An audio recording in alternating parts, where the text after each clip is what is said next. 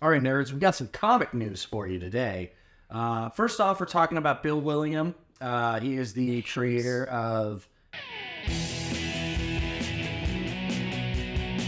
Hi, nerds. I'm Names. I'm Brandon, and this is James. What's up? And we're here to talk about some comic book news today. I thought we were talking about comic book names. Comic book names Yeah. that deal with the news of comic books. That first name is, X-Men. yes, Bill Willingham. The creator of Fables. Fables is one of my favorite comic book series of all time. Basically, long story short, it is a book about fables that we have read, and these people being real people from an alternate world.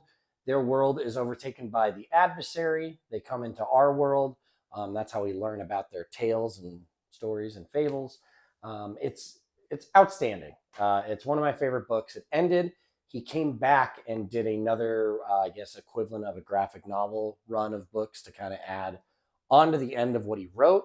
It looked like maybe there was going to be more. He was going to continue to expand on that universe, and he has been fighting with DC, and it just hasn't been working out the way he wants it to. And he has come out and said, "This belongs to the public domain now. Like, I don't have the money to sue DC, so I'm just giving it to everybody. Here you go." Which I think is a crazy, cool, and awesome move on his part. I have to agree with that. I love art. I love comic books, especially because it's such a fun way to explore art. But it frustrates me to no end watching these paragons of comic books, the Marvels, the DCs, the Image less so, of the comic world screw over the people who have made art for them because money, money. Well, this one too is a little more interesting because it is Fables, so it's his creator-owned book that he did. And although it was DC owned at the time, it was a Vertigo book.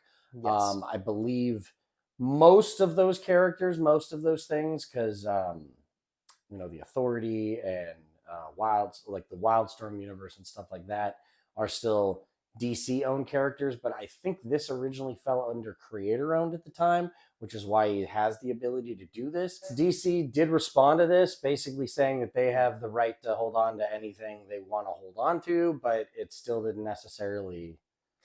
That's a whole legal quagmire, though, that I don't think we have the time to get into. Yeah, but I mean, that seems why he made the decision that he made, is he's just like, nope, I'm just going to give this to everybody.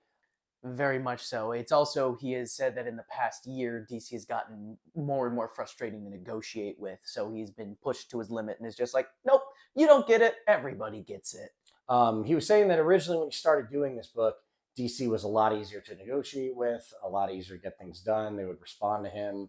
They were pretty easy to work with. And he's saying just in the last couple years, as new people come in and the company changes, they've gotten tighter and tighter. And I assume that has something to do with the extended cinematic universes all these companies are now dealing with. They're looking at everything as a potential property and a potential franchise. So, but either way, I think it's cool that he's at least taking a step to kind of bring ownership back to his thing that he did. Yes. So, although they own it, he still has the full, or at least you now know his intention.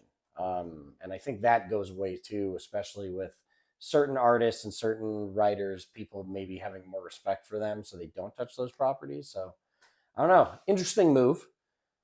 Up next on the list, we have Alan Moore officially giving away all his royalties to, is it all of his works? All of his works, he has renounced all of ownership, or he's taking all of his royalties. He no longer wants any of them, and he's giving them all to charity. Yeah, I have my own issues with Alan Moore. He's an incredible artist, amazing writer.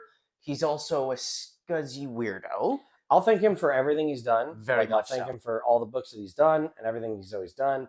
But I get it. You didn't like that they were making a Watchmen movie. It's out of your control. I've never seen anyone just carry on about any of this stuff. And you know what? They're making a new Watchmen animated movie. So hopefully that makes a lot of money, and then it can go to some nice charities. Yes. Because I'm kind of sick of hearing him complain about everything to do with comic books. Yes, which constantly is saddening to me because it's like, dude, you've created these incredible works of art, but you sit there and misunderstand your own art. So it's nice to see that instead of continuing to complain, he's instead decided to effectively reroute that frustration to something more positive, so that all this massive amount of money DC will get from the Watchmen properties and V for Vendetta and any other comic books he's ever made, not just DC, Marvel, Image, wherever he went with these comics, they will now reallocate all of his royalties to charity so the world can become a better place.